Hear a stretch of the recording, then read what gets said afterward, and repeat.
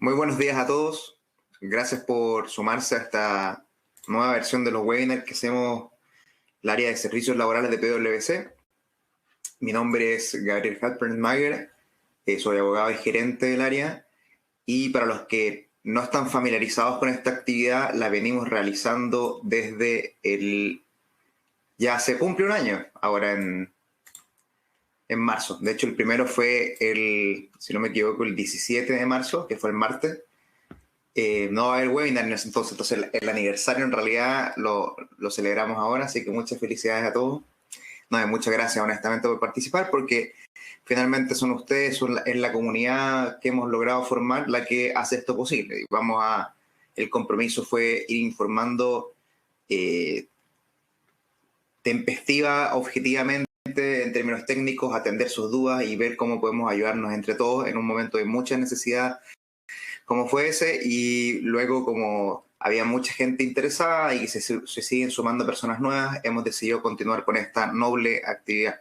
Y que por supuesto es gratuita, totalmente abierta para todos. La idea es simplemente abrir un espacio en que todos podamos participar y conversar. Abajo de donde me están viendo ustedes, aquí hay un chat. Pueden ir dejando sus comentarios y sus preguntas. Las vamos a ir revisando. O las que alcancen el tiempo, porque tenemos como son mensuales los webinars, tenemos un tiempo acotado para no ser de esto algo tedioso, porque al contrario, acá la idea es que sea totalmente preciso, ¿ya?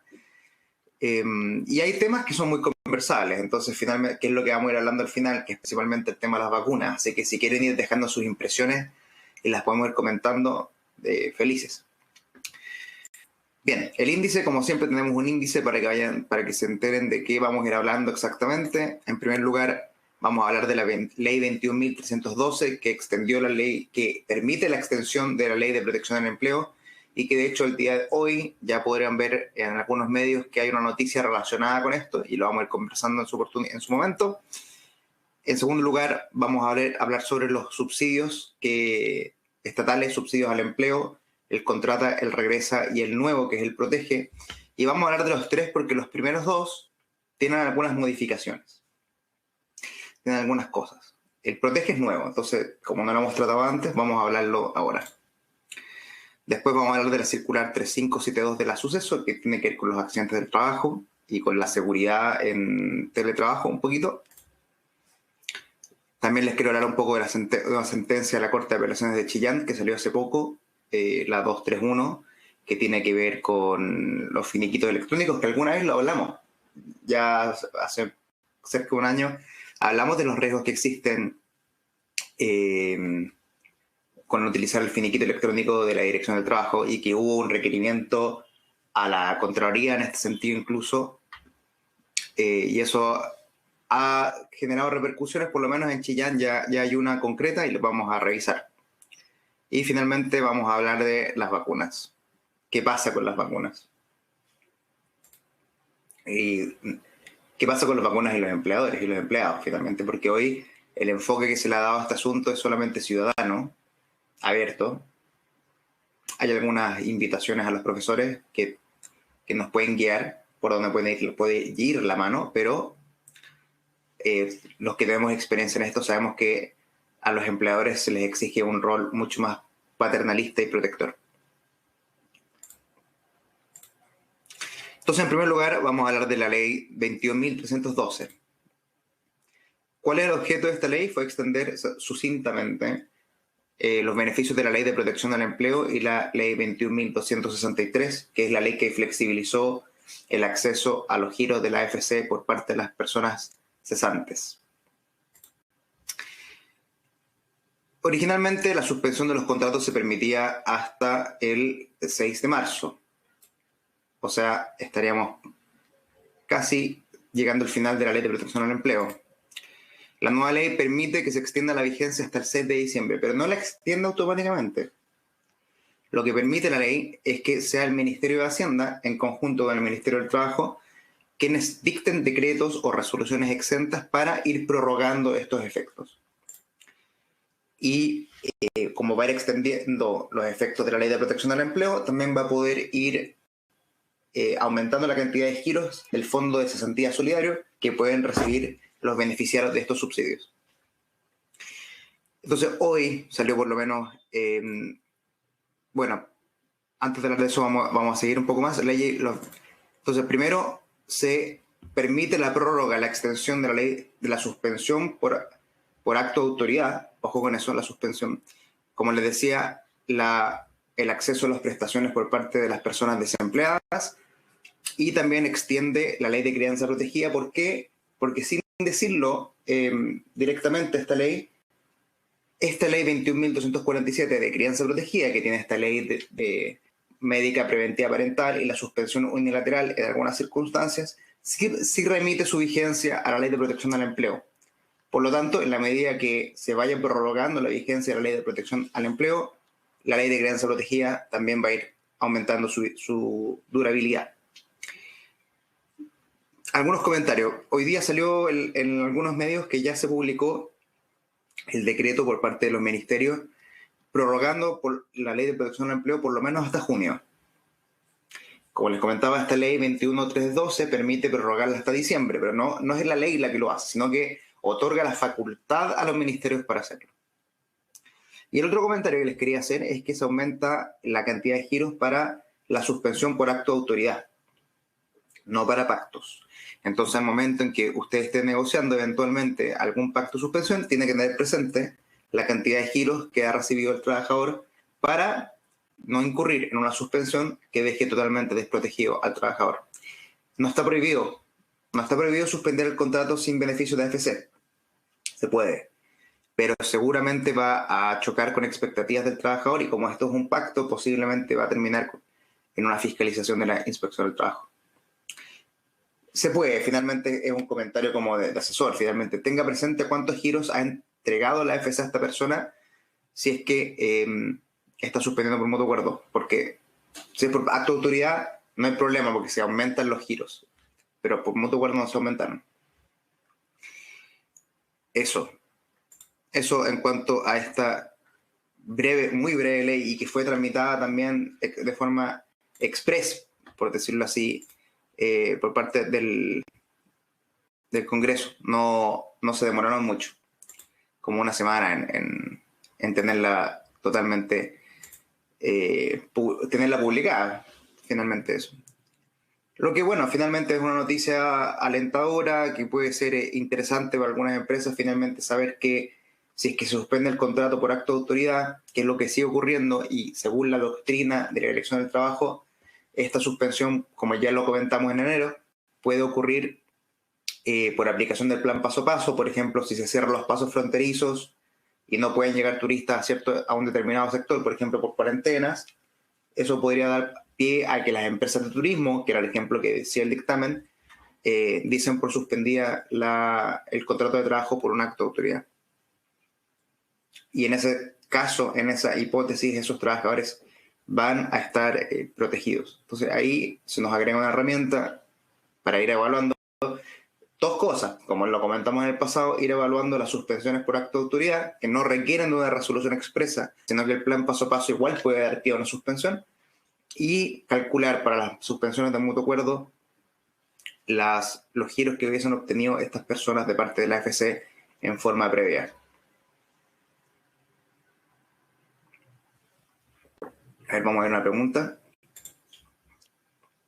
Miren, Juan Aguilera me pregunta qué pasa si ya está al tope de los giros y si ya recibió la cantidad máxima de giros y quiere suspender por mutuo acuerdo. Bueno, hola Juan. Claro, como les comentaba, justamente esta ley lo que prorroga son la cantidad de giros, la cantidad de subsidios que entrega la AFC, pero solamente por acto de autoridad. Se suspende por mutuo acuerdo y ya llega hasta el tope de giros, no va a recibir más giros el trabajador. No es que no se puede suspender, es que no se va a recibir subsidios o beneficios. Eso en cuanto al primer tema. Y ahora nos vamos a meter un poquito en las modificaciones a los subsidios al empleo, que son actualmente 3. La última vez que hablamos de esto eran 2. Ahora son contrata, regresa y protege, y antes era contrata y regresa solamente. Esto, bueno, la resolución original del Ministerio del Trabajo es la 625, que fue la que estableció el contrata y el regresa, y la 128 de febrero de ese mismo ministerio le aplicó algunas modificaciones y agregó el protege. Entonces, obviamente acá esto ya lo vimos y si volviésemos a revisarlo todo, tendríamos mucho tiempo acá, así que la revisión es somera. Entonces, como les comentaba, son 3 subsidios: a la retención, a la contratación y a subsidio a la protección. Entonces, en primer lugar, sobre la retención, se trata de un subsidio de 160.000 pesos mensuales por trabajador. Y bueno, antes de decirle esto, este subsidio está apuntado para personas cuyo contrato de trabajo hubiese estado suspendido y se hubiese reintegrado a sus funciones. Al reintegrarse, la empresa puede postular por internet a este subsidio, que es de 160.000 pesos mensuales por trabajador. ¿Cuánto dura? 6 meses. Pero si la empresa es micro, pequeña, mediana, 8 meses. Y esto es una modificación de febrero. Antes era solamente 6. La empresa postulante tiene que ser contribuyente de primera categoría o ser un primer contribuyente, pequeño contribuyente. Si está exento, no puede postular estos beneficios. Y esto se mantuvo, tiene que haber sufrido una caída del 20% de sus ingresos en el cuatrimestre abril-julio 2020 comparado con el cuatrimestre abril-julio 2019. Es decir, lo que esté pasando ahora en el 2021 es irrelevante. Si se están volviendo personas de estar suspendidas a reintegrarse al trabajo hoy, lo que importa es este periodo que están viendo ahora en pantalla. No importa ahora. Y el trabajador tiene que ser mayor de 18 y su remuneración bruta no puede ser mayor a 3 ingresos mínimos mensuales, que con el sueldo mínimo de hoy son 979.500 pesos. En eso está el regresa hoy. Voy a dejar esta gráfica un poco acá a la vista para que la puedan ver. Y estoy viendo más preguntas ahora. Omar Romero pregunta si hay una persona con suspensión por mutuo acuerdo, ¿puedo suspender ahora por acto de autoridad?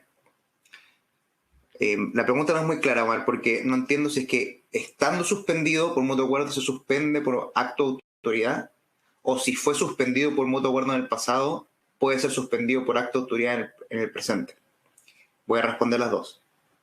Si la persona está suspendida por mutuo acuerdo en este momento y sobreviene un acto de autoridad, la suspensión se mantiene igual.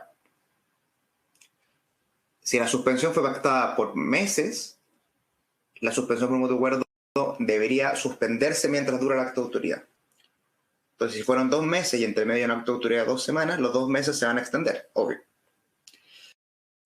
En cambio, si se suspendió hasta una fecha determinada, por ejemplo, hasta el 20 de marzo, la suspensión por acto de autoridad no debería producir ningún efecto. Sigue suspendido. En cuanto a la segunda pregunta, Omar, la segunda hipótesis de tu pregunta es si fue suspendido de mutuo acuerdo en el pasado y actualmente suspendido por un acto de autoridad. Eso es totalmente posible. Ahí lo importante va a ser que se revise si tiene derecho a más giros. ¿Por qué? Porque hay un tope de giros, independiente que esté vigente la ley. Y hay un tope bien claro en giros por mutuo acuerdo, y por acto de autoridad se extendieron hasta fin de año, en caso que se prorrogue la ley de protección al empleo hasta fin de año. Tiene una empresa, pero cuando ésta se coge a cualquiera de sus formas... Marcela Araya pregunta repercusiones tributarias por acogerse a la ley de protección al empleo. Repercusiones tributarias.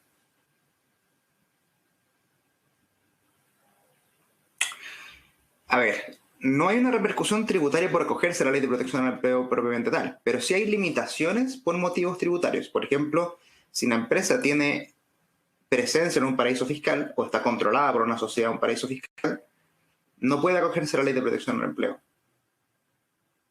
Entonces, no es una repercusión, pero es una limitación. Y también hay repercusiones Y sin embargo, hay repercusiones, sí hay repercusiones en términos financieros. ¿Por qué? Porque no se pueden distribuir utilidades por todo el año comercial.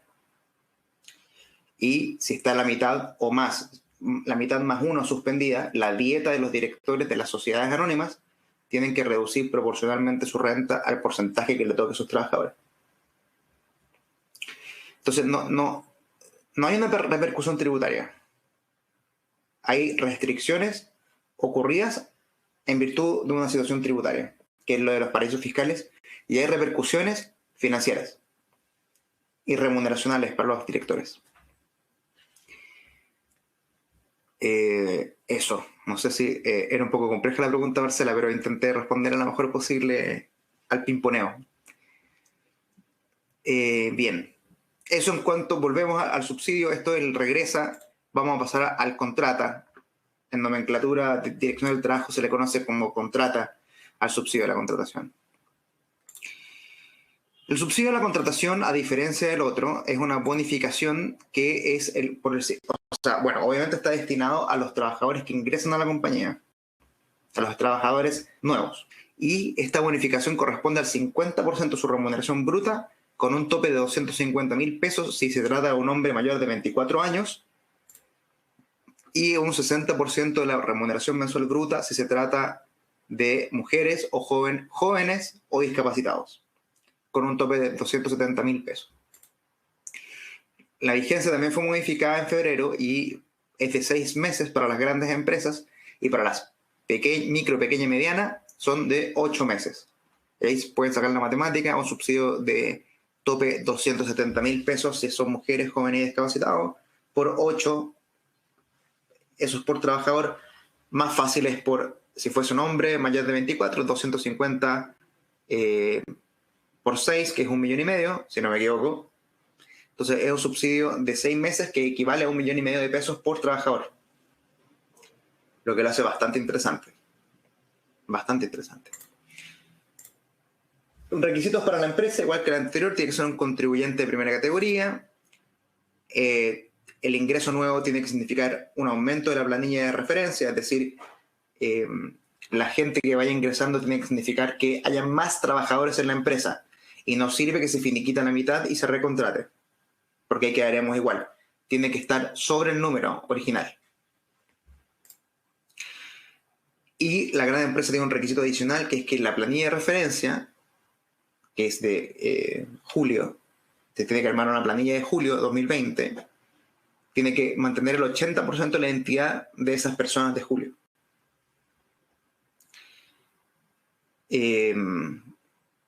Bien, eso en resumidos términos, tiene que aumentar la planilla y la gran empresa tiene que mantener la identidad de sus trabajadores. Para que la empresa pueda recibir este subsidio por su trabajador, este también tiene que cumplir algunos requisitos igual que en el regresa. Tiene que ser mayor de 18 años y su remuneración no puede exceder 3 ingresos mínimos mensuales. Es decir, los 976.000 pesos y fracción.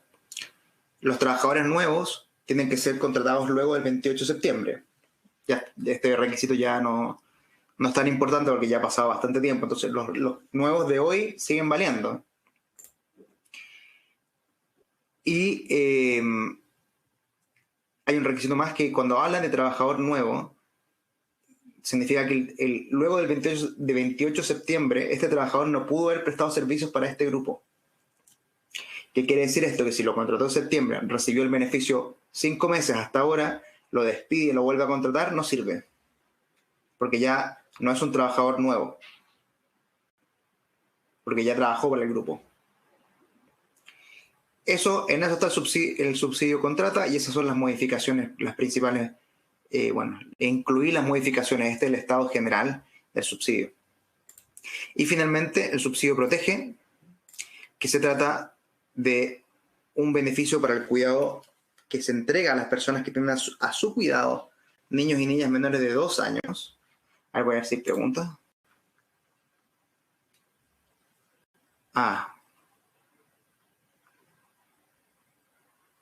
Mire qué interesante la pregunta de Marcela González. Porque claro, yo le estaba hablando de los giros. Dice, ¿qué pasa con las suspensiones de la crianza protegida? si se llega al límite de giros. ¿La trabajadora se mantiene en suspensión sin subsidio o la empresa debe pagar? No hay la ley de crianza protegida y la ley de protección al empleo nunca hablan de que la empresa tenga que pagar los subsidios en caso que el trabajador se quede sin giros.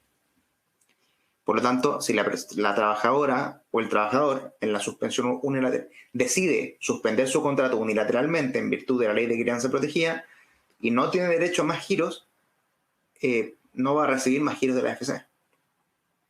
Ahí le conviene volver a su trabajo, o sea, desuspender. Bueno, y Javier Soto pregunta si hay salas de cuna funcionando, ¿se perdería uno de los requisitos para acogerse a la ley de crianza protegida? ¿Debería dejarse sin efectos y beneficio? Es correcto, es correcto. Uno, para suspender unilateralmente los contratos de trabajo por aplicación de la ley de crianza protegida, uno de los requisitos es que, por aplicación del paso a paso o alguna medida de autoridad, no puedan funcionar las salas de cuna o jardines infantiles. Y eso ya no está ocurriendo en muchos sectores del país, por lo tanto, ya no se estaría cumpliendo con el presupuesto de poder suspender unilateralmente los contratos de trabajo. Bueno, hay muchas preguntas, pero eso voy a ir eligiéndolas. Voy a avanzar un poco más, pero esas dos preguntas se conectan, la de Marcelo González y la de Javier Soto. Volvemos al Protege ahí para seguir conversando. Entonces, el Protege está destinado para las personas que cuidan niños o niñas menores de 2 años. El beneficio son, como ven en pantalla, 200.000 pesos por cada menor de 2 años que se tenga su cuidado, lo que es bastante interesante. Y esto es un beneficio de entrega transferencia directa. Se paga directamente a esta persona, a diferencia de los dos anteriores que se entregan a las empresas. Esta se entrega a la persona.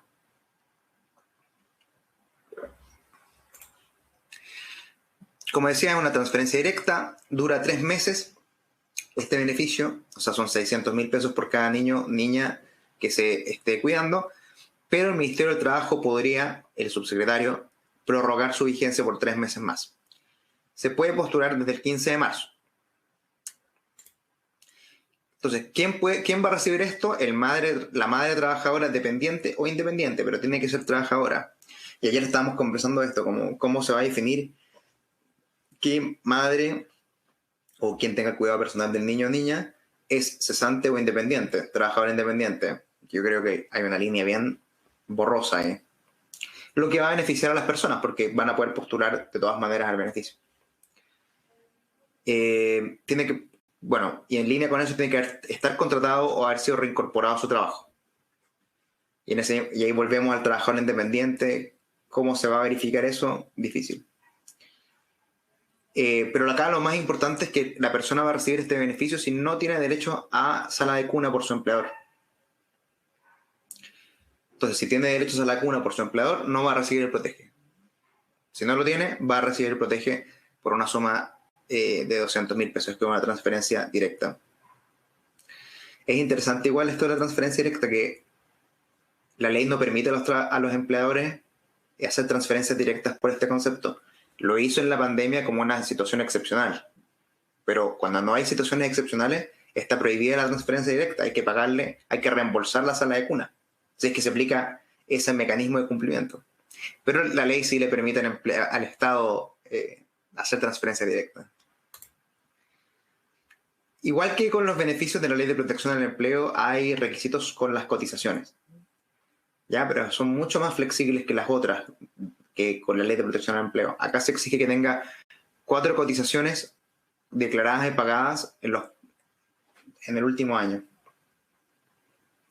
Y solamente la última tiene que estar declarada y pagada. O sea, una en el último mes y 3 en lo que resta del año hacia atrás. ¿Ya? Y para los independientes tiene que haber realizado la declaración de renta 2020, que eso tiene plazo todavía a hacerlo, entonces en realidad estamos dentro de plazo.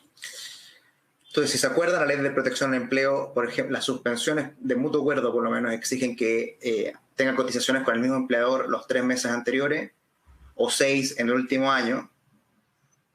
Y acá están pidiendo 4 y que solamente la última esté declarada en el mes anterior. Entonces, esto es mucho más flexible.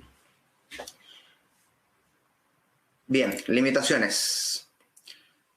no pueden acceder a este beneficio los que tengan derechos a la cuna, como les comenté, los que estén con postnatal, las que estén con postnatal, las que estén con postnatal parental, las que estén haciendo el uso de la licencia médica preventiva parental, que es la licencia de la Ley de Crianza Protegida, personas cuyo contrato de trabajo esté suspendido y personas que presten servicios que trabajen para servicios del Estado.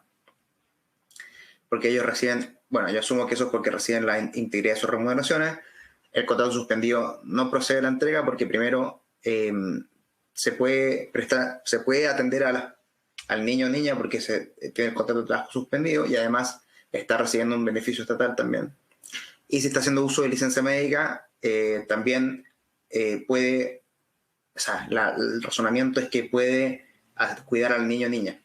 Entonces no necesita un apoyo pecuniario de plata para poder contratar a alguien que apoye ese servicio y esa persona pueda trabajar. Es eso básicamente. El beneficio, como los demás, también se suspende. Como les comentaba, si el contrato de trabajo se suspende el contrato, el beneficio se suspende, es decir, que deja de recibirse hasta que termine esta situación. O sea, si está suspendido el contrato por acto de autoridad o pacto, deja de recibir el protege hasta que su contrato se reanude. Y el plazo de 3 meses se prorroga por el tiempo que está suspendido el contrato. O sea, si se suspende 1 mes el contrato, el protege lo va a recibir, o sea, estuvo 1 mes con protege, y 1 mes suspendido después, va a quedarle protege por 2 meses más. Eso es al final.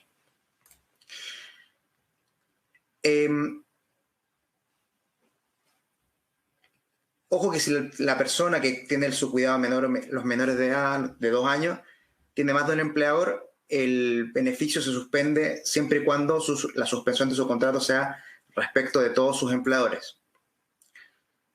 Y como les comentaba, si se reintegra sus funciones, el protege queda intacto y va a seguir recibiéndolo por lo que le queda.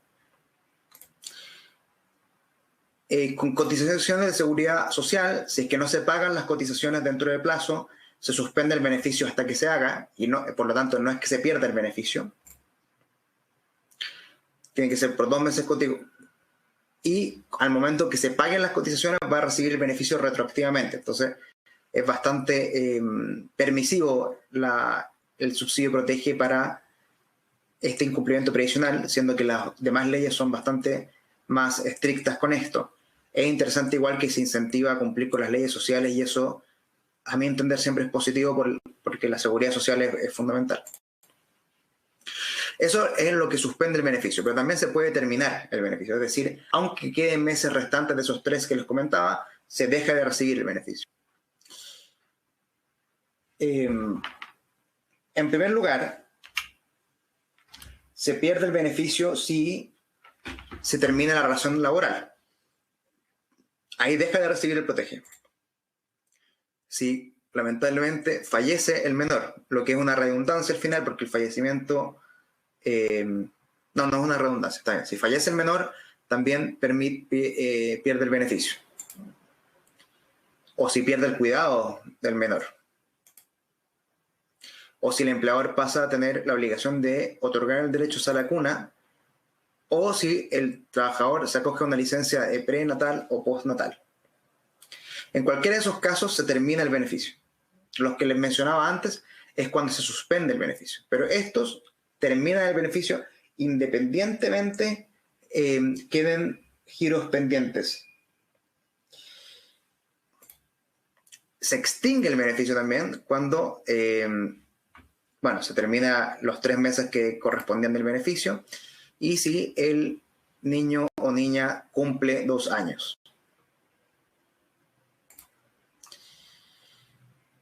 Bien, y vamos a ver si hay alguna de esta llena de preguntas. Sí. Bueno, a ver si puedo revisar alguna. Pablo Muñoz pregunta si tienen que ser los mismos trabajadores del 80%. Me imagino que se refiere al beneficio contrata y la respuesta es que sí, tiene que ser la misma identidad del 80% para poder optar a este subsidio a la contratación. La línea de contrato hay medio se vende en el interior. Sí.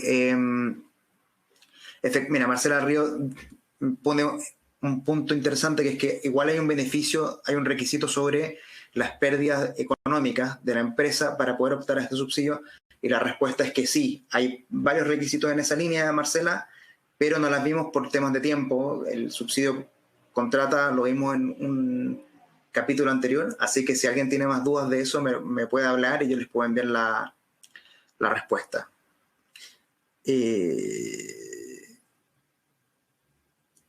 Hola, ¿hasta cuándo hay plazo para...? Ya. Y Andrea Amate pregunta, ¿hasta cuándo hay plazo para optar al subsidio contrata? Dura, o sea, a ver, ¿cómo responder esto? No hay un plazo en la resolución. La resolución dice solamente que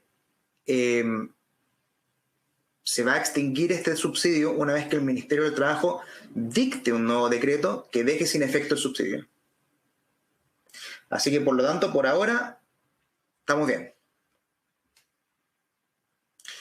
Marcelo Aguirre pregunta, ¿qué pasa si no alcancé a ingresar la solicitud de contrata dentro de los 30 días de plazo desde la fecha de contratación? ¿Perdí el beneficio o se puede solicitar una excepción? El beneficio se pierde, Marcelo. Ahora, nada se pierde con pedir una excepción, siempre que haya una causa justificada. No, en verdad, nada pierdes con pedir una excepción igual. Yo creo que si no tienes una causa de peso importante, no creo que te escuchen. Lo veo difícil.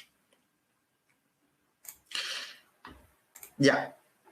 Seguro social de accidente del trabajo, esto tiene que ver con esta circular 3572 de la Suceso, que es de enero, que modifica el tema de los accidentes del trabajo, y esto tiene que ver con el teletrabajo, que esto es importante, una modificación para todos los que están haciendo teletrabajo. Acá hay unas ligeras modificaciones. El instrumento de autoevaluación que habla el reglamento de seguridad del teletrabajo y que se remite al Decreto Supremo 524 de 1999 del Ministerio del Trabajo y Previsión Social, establece que se tiene que poner a disposición un instrumento de autoevaluación del lugar de trabajo. Y esto, como dice esta nueva circular, aplica a todos los trabajadores que se desempeñan bajo teletrabajo, pero, como hemos venido anticipando desde que se dictó la ley 21.220, que es la ley de teletrabajo, estos requisitos y regulaciones no operan si el trabajador, en virtud de la naturaleza de sus servicios, se pueden desempeñar en distintos lugares. Y ojo que eso tienen que ponerlo en el anexo, que se puede elegir libremente el lugar de trabajo en virtud a que esta persona, la naturaleza de sus servicios lo permite.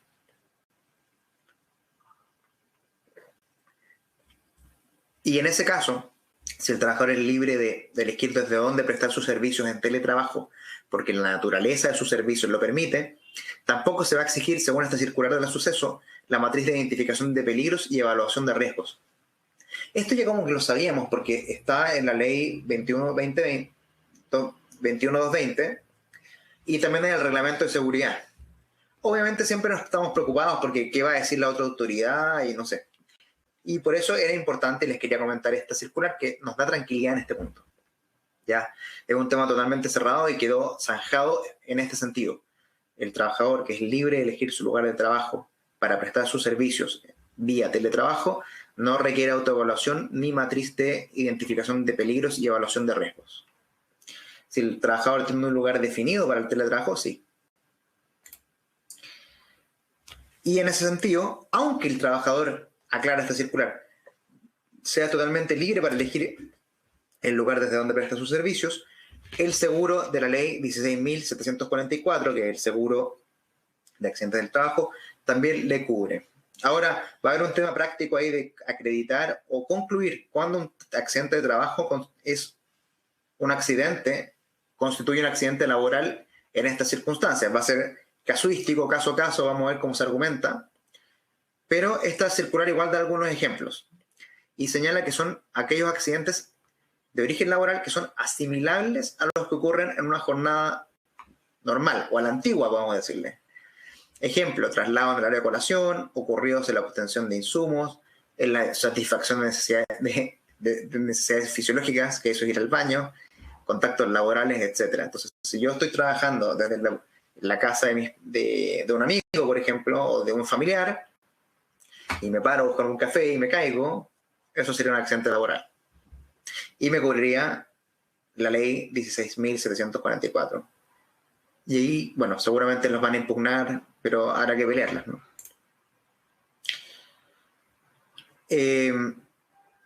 Y bueno, esto ya lo dije finalmente, que accidentes que ocurren durante la población o en trayecto de ida o regreso también califican como accidente de trayecto, y en ese sentido, si uno trabaja desde la casa de uno, desde el dormitorio hasta donde presta servicios con teletrabajo, es el trayecto, sería el trayecto, y ahí podría ocurrir un accidente laboral.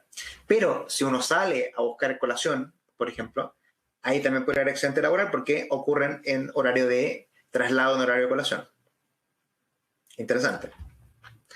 Entonces, finalmente, esta circular es bien recibida porque nos da certeza en algunos puntos y nos da algunos ejemplos en otros, lo que siempre es útil. A ver si surgieron. ¿Qué se debe hacer para poner término al teletrabajo? Mauricio Espinosa pregunta, ¿qué se debe hacer para poner término al teletrabajo? Bueno, el teletrabajo es una forma de prestación de servicios que es un pacto, en realidad. Entonces, se tiene que dejar sin efecto ese pacto.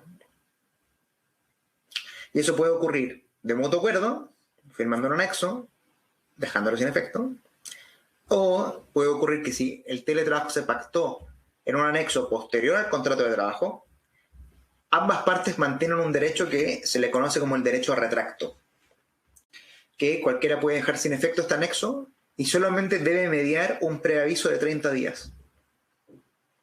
Entonces, haya o no haya acuerdo, Mauricio, si tú quieres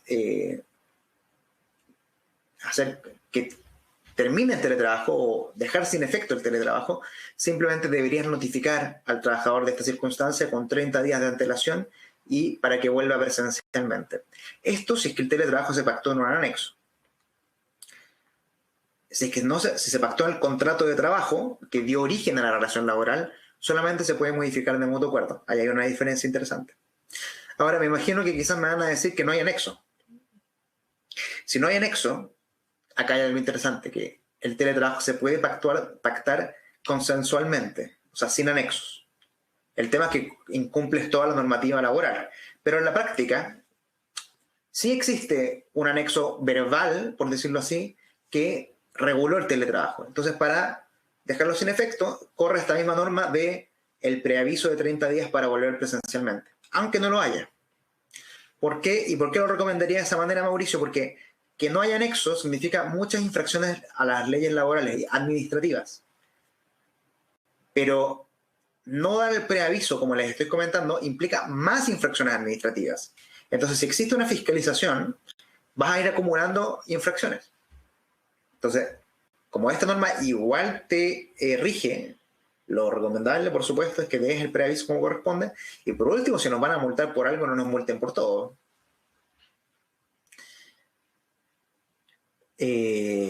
Pregunta, uno como trabajador me pregunta Maribel Vilches, si un trabajador se puede negar a volver al trabajo presencial. Es una pregunta difícil, Maribel, porque como les comentaba, cualquiera de las partes puede dejar sin efecto el anexo de teletrabajo. Pero si no estuviesen dadas las condiciones de salubridad o seguridad, que son las que dispone el Ministerio, la autoridad sanitaria, si no se cumple con esas medidas, el trabajador podría negarse a ir a trabajar. Que eso está regulado siempre en el artículo 184 bis del Código del Trabajo. Siempre que haya factores de peligro en el trabajo, uno puede negarse a asistir o retirarse. Pero esto va a ser muy discutible siempre, porque alguien siempre va a estimar que no se puede en pandemia. Pero ahí va a primar, o debería primar, las regulaciones de la autoridad.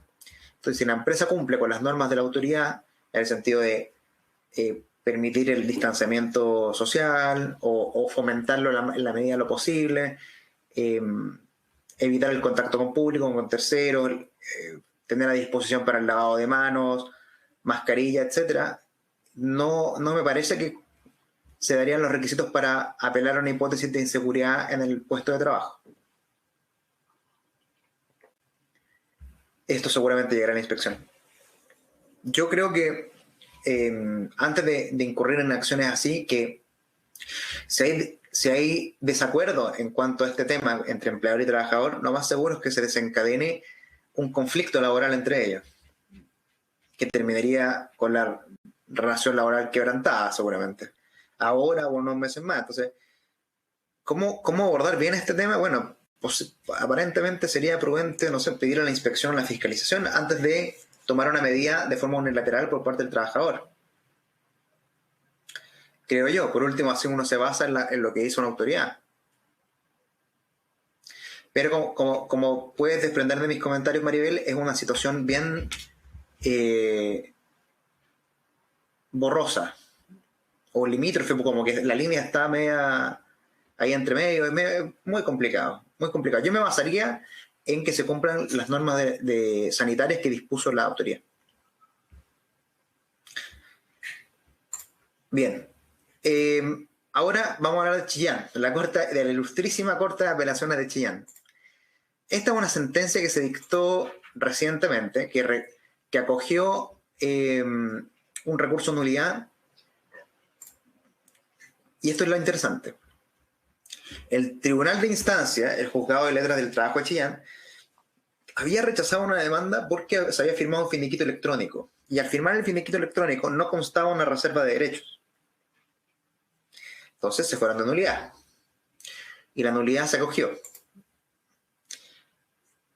Y la discusión era finalmente esa, o sea, ¿qué validez tiene un finiquito de la Dirección del Trabajo que no permite dejar reservas? Era interesante.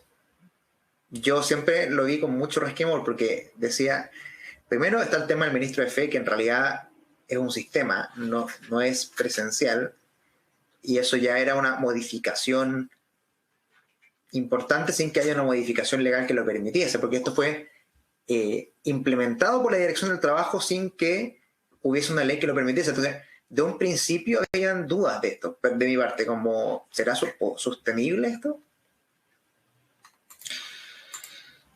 Entonces, bueno, para los que no saben, el finiquito es un ajuste de cuentas, finalmente, entre trabajador y empleador. Se señala lo que se debe mutuamente, se paga y dicen que de ahí en adelante no se deudan nada y por tanto no se van a demandar. Por aplicación de los principios laborales, se ha permitido que uno pueda estampar una reserva a mano y que reservarse la demanda de algunos conceptos y que por lo tanto el finiquito no produzca efectos en esas materias que uno se reserva. Y este finiquito electrónico que uno firmaba por internet no le permitía a uno dejar ninguna reserva porque era un clic y listo, con la clave única. Entonces, acá entramos a la pelea, porque el abogado del trabajador decía que, o el tribunal en realidad, la Corte de Apelaciones dijo que esto es un derecho irrenunciable. La reserva, como un derecho laboral básico, es un derecho irrenunciable para los trabajadores. Entonces, establecer que un finiquito digital o electrónico no permita reservas y que uno en papel sí, estima la Corte que era una diferencia arbitraria. Y esa diferencia arbitraria hacía que ese finiquito electrónico no produciese ningún efecto. Así que, rechazó la nulidad, era al revés, rechazó la nulidad que se interpuso y confirmó, o sea, no confirmó en realidad, y declaró válida la sentencia que dijo que ese finiquito electrónico no tenía ninguna validez. Y ahí, bueno, yo vi hartas cosas que se hicieron. Yo vi, por ejemplo, gente que cuando firmaba el finiquito pedía confirmación por mail de que no tenían reserva. Y luego vi juicios por eso diciendo que eran presiones de la empresa, pero en realidad lo que era como si vamos a pagar o si vamos a ajustar nuestras cuentas pendientes, quiero estar claro de que estás conforme con todos los conceptos. Que es al revés, ¿no?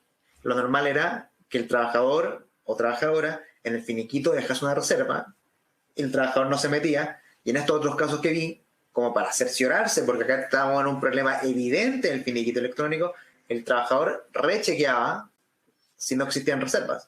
O sea, al hacer esa pregunta, dejaba la puerta abierta para una reserva por mail. En fin, esto fue también objeto de un decreto, un requerimiento de legalidad en Contraloría por parte de los diputados, o sea, de parlamentarios de oposición. Y la Contraloría dijo que valía este finiquito electrónico porque está hecho en pandemia. Y los argumentos eran súper válidos. Era como, no hay una reforma legal que permita esto y lo están haciendo igual. Porque la ley de modernización de la Dirección del Trabajo, que ahora está lista para publicarse, establece que se pueden hacer trámites por internet, como este. O sea, antes no se podía por ley, y la DT lo implementó igual. Yo lo veía con miedo, de hecho en algún webinar lo había comentado, que eso era extraño.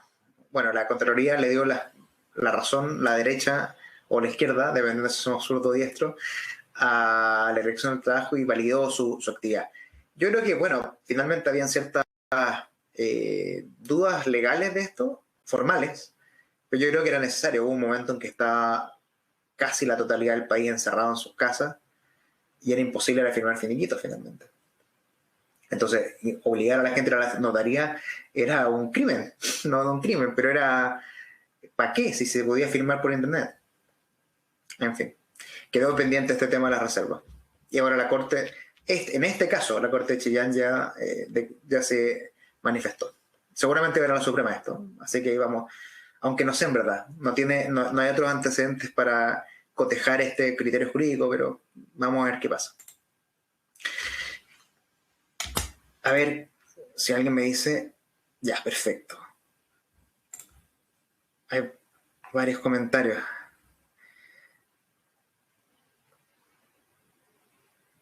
Exacto, bueno. Bien, entonces Samuel Ortiz me dice, claro, que ya había visto este fallo de que el finiquito electrónico no vale. Correcto, exactamente. Lo que estábamos comentando. Y ahora vamos a hablar de las vacunas. ¿Ya? Bueno, estamos en un estado de excepción por una pandemia ocasionada por el virus SARS-2, COVID-19. Hay un plan de gobierno de paso a paso y de yo me vacuno. Hay grupos prioritarios, por supuesto. Y la opinión de la mayoría es que este virus va a estar más tiempo. Entonces, hoy, claro, hoy no hay problemas porque se están vacunando voluntariamente todos, pero seguramente va a existir gente que no se va a vacunar. Entonces, en 6 meses más van a estar sin vacunarse y ahí van a empezar las preguntas de qué hace el empleador con estas personas que no se vacunaron. No ahora, la pregunta no es ahora, porque todos se están vacunando. El grueso, el foco no está en los que están evadiendo, o no están yendo a inocularse. Entonces, pero yo anticipo que sí va a estar en el foco, en el ojo del huracán. Ya veo la sentencia de que el empleador no cumplió con las medidas de protección eficaz sobre sus trabajadores porque se le murió uno de COVID. Esa sentencia yo creo que va a salir en algún lado. ¿Qué hacemos entonces? Bueno, justamente como les decía, el artículo 184 obliga a que la protección de la vida y salud sea eficaz. Esa es la palabra que usa la ley y es la que el argumento que utilizan los jueces para acoger las demandas contra empleadores, pese a que hayan tomado las medidas, porque habla de eficaz. Entonces, si ocurre el accidente, ya no fue eficaz. Imagínense el criterio con las vacunas. Por otro lado, el trabajador es titular de derechos fundamentales, por supuesto, como integridad física y psíquica. Según el 184 bis, el trabajador puede interrumpir sus labores si es que no están las medidas de seguridad. Entonces, si es que alguien no se vacuna, más adelante podría decir que hay factores de riesgo en el trabajo y ausentarse de su trabajo. Entonces, hay otra variable. El decreto 594, que es este reglamento de seguridad que tanto les he conversado, que está referido en el reglamento de seguridad del teletrabajo, dice que el empleador tiene que suprimir todos los riesgos del lugar de trabajo. Todos. Dice, cualquier factor de riesgo. Bueno, y la jurisprudencia ha dicho lo mismo, como se tienen que adoptar todas las medidas. Todas las medidas. Todas las medidas. Entonces, ¿qué hacemos? ¿Puede el empleador exigir? Ahora me gustaría que escribieran un poco para ver qué opinan. Yo creo que lo más sano va a ser esperar, obviamente, que diga la autoridad. Obviamente, no aventurarse. Porque acá hay dos situaciones contrapuestas. Tenemos, por un lado, las sanciones que se le pueden imponer al empleador por no exigir la vacuna, que es esto de proteger eficazmente a sus trabajadores. Pero si exigiese la vacuna, y por ejemplo, si nos pusiésemos en el presupuesto diciendo ya, el empleador tiene que exigir la vacuna a sus grupos de riesgo. Los grupos de riesgo son principalmente dos segmentos. Etario, las personas adulto mayor, y las personas con comorbilidades. Con el grupo etario, bueno, es menos difícil porque uno sabe la fecha de nacimiento de los trabajadores por el contrato de trabajo, pero las comorbilidades no las conoce uno. Entonces tendría que entrar a preguntarle a sus trabajadores si tienen enfermedades de base. Y eso es vulneratorio de derechos fundamentales, porque privacidad y salud, y no discriminación. De hecho, en los 90 y los 2000 hubo muchísima discusión sobre los exámenes preocupacionales de ETS con VIH, que estaba tan estigmatizada la enfermedad que se pedía conocer de estas circunstancias los trabajadores previo a contratarlos. Y que por supuesto también tenía un flagelo, una parte de homofobia, porque hay una tasa de ocurrencia mayor en personas gay. Entonces era muy discutido y fue tajantemente negado por la jurisprudencia y por la doctrina. Y ahora podemos hacer extensivo ese mismo razonamiento a pedir información sobre comorbilidades. Entonces, ¿a qué nos enfrentamos? ¿A qué se enfrenta el empleador? Por un lado, que le echen la culpa por la muerte de algún trabajador o que haya quedado hospitalizado porque no le exigió la vacuna. O por otro lado, que se le denuncie que está vulnerando los derechos fundamentales de sus trabajadores, porque todos tendrían que informar si portan alguna enfermedad de base. Todos. Difícil. ¿Qué hacer entonces? Bueno, por ahora lo que yo haría... Entonces, ¿qué hacer? Veamos las señales que nos ha dado el gobierno. En primer lugar, la vacunación está siendo voluntaria. Incluso a los profesores, que son los primeros trabajadores llamados a vacunarse, o sea, son trabajadores, perdón, pero me refería como del grupo que se ha llamado a vacunar, son los primeros que son trabajadores, porque antes se estaba llamando a factor de riesgo principalmente, independientemente de su condición de trabajador o no. Entonces, los primeros trabajadores que se les ha llamado son los profesores, pero aún a ellos se les ha dicho que es voluntario. Entonces, trabajadores es voluntario, para todos es voluntario. Entonces, ¿qué podemos hacer por ahora? Porque ya presentamos a la Dirección del Trabajo una consulta. Esperemos que nos respondan rápido, lo dudo, pero lo que yo haría por ahora sería adoptar todas las medidas sin obligar y sin optar o sin acceder a información confidencial de los trabajadores. Entonces, informar a los trabajadores del procedimiento, dar, por ejemplo, sería muy buena fijar un día para que los trabajadores vayan a vacunarse. Una mañana, que vayan o no, señalar dónde están los locales de vacunación, poner a disposición algún informativo de las vacunas, informar de que el empleador incentiva, ojalá todos se vacunen, pero sin pedir el carnet de vacunación. Pedir ese carnet de vacunación puede ser discriminatorio, puede ser lesivo de derechos fundamentales, o puede ser la medida que se espera a la autoridad que cumpla el empleador con sus trabajadores. Eso es lo que no sabemos. Pero por ahora yo adoptaría medidas de difusión y promoción, promoción y facilitación de la vacunación antes que optar por cualquiera de los dos caminos. No sé qué opinará. Supongo que acá hay comentarios. Claro, bueno, Rodrigo Bendaño dice: Gabriel, si la vacuna es voluntaria y el empleador lo exige, ¿no estarías violando sus derechos fundamentales? Bueno, como les comenté, sí, de alguna manera podría ser el de privacidad y el de no discriminación, podría ser. Y podrían decir el de la dignidad también, pero ahí se contrapone, Rodrigo, lo que les comentaba antes, que si no se exige la vacuna y un trabajador se enferma de gravedad, o trabajadora se enferma de gravedad, pueden decir que el empleador no tomó las medidas necesarias para cuidarlo, eficaces.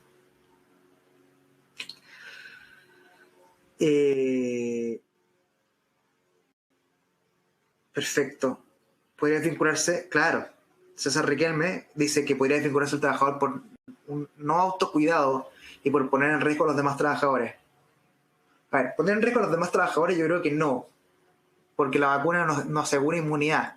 Por ahora, la vacuna asegura que no te enfermes de gravedad. Entonces, si uno no se vacuna, es igual de vector a que si se vacunase, se supone. O podría bajar un poco, pero no deja de ser vector. Pero podría ser que no se está autocuidando y está poniendo en riesgo su salud personal.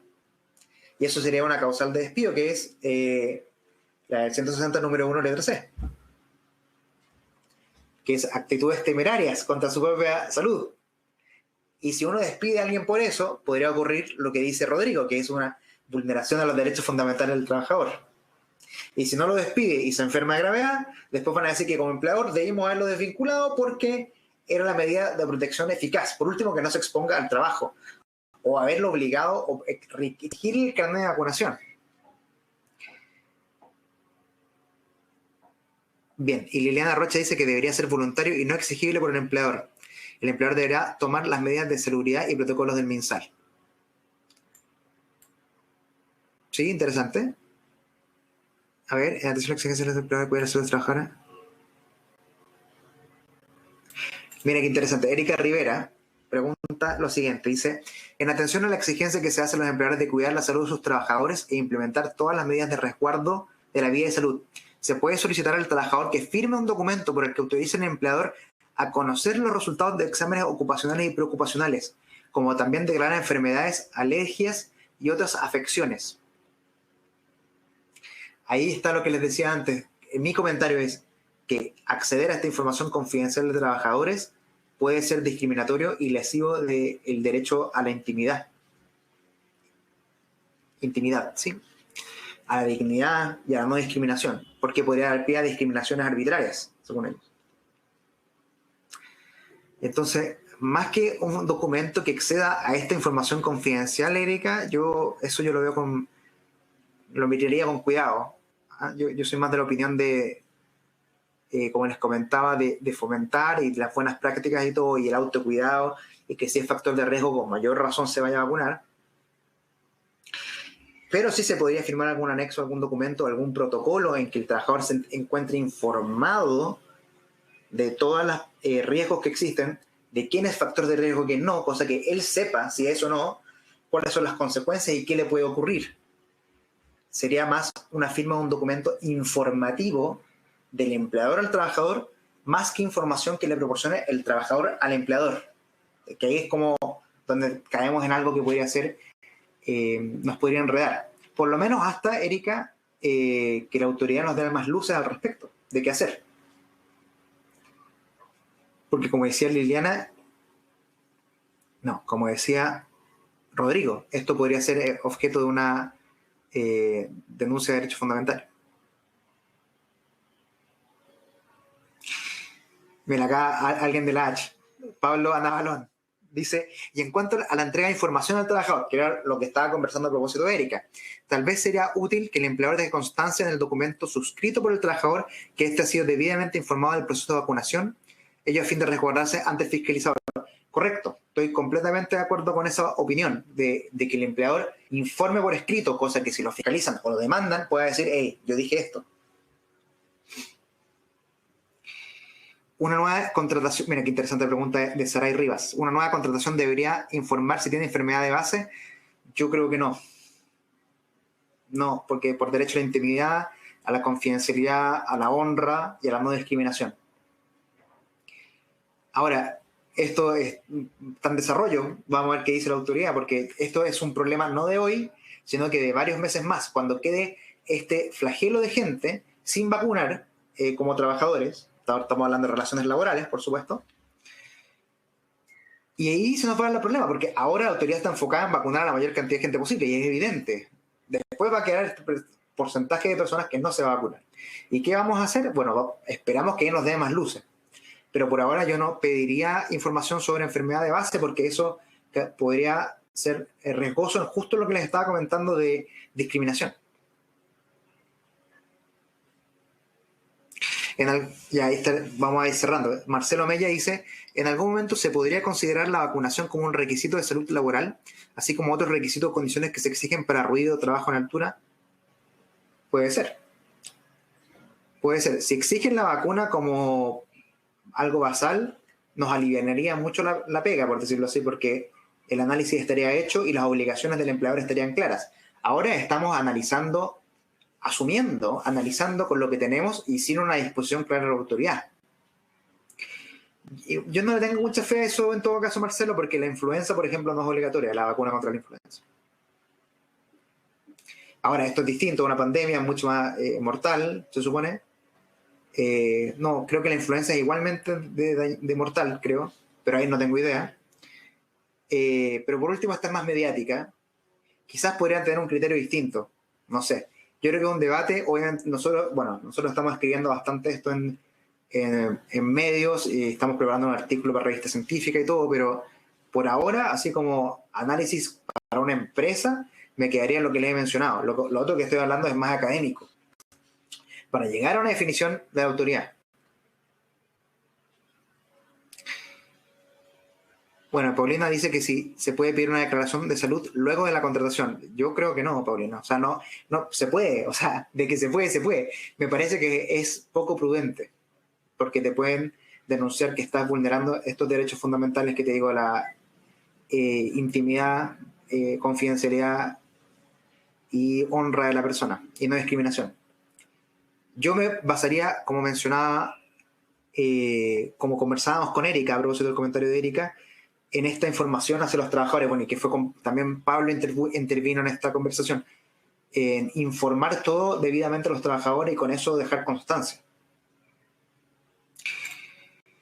Bien, bueno, las conclusiones ya las dije, estamos pasadísimos en el tiempo, pero antes de cerrar, los quería dejar invitados que también vamos a hacer cursos cerrados, que estos se paga una inscripción, son menos personas y la interacción es mucho más profunda, por supuesto, y tiene más, es como un curso como corresponde. Primero, el de últimas reformas laborales, que incluye todas estas situaciones que hemos conversado en profundidad. Ahí está la agenda.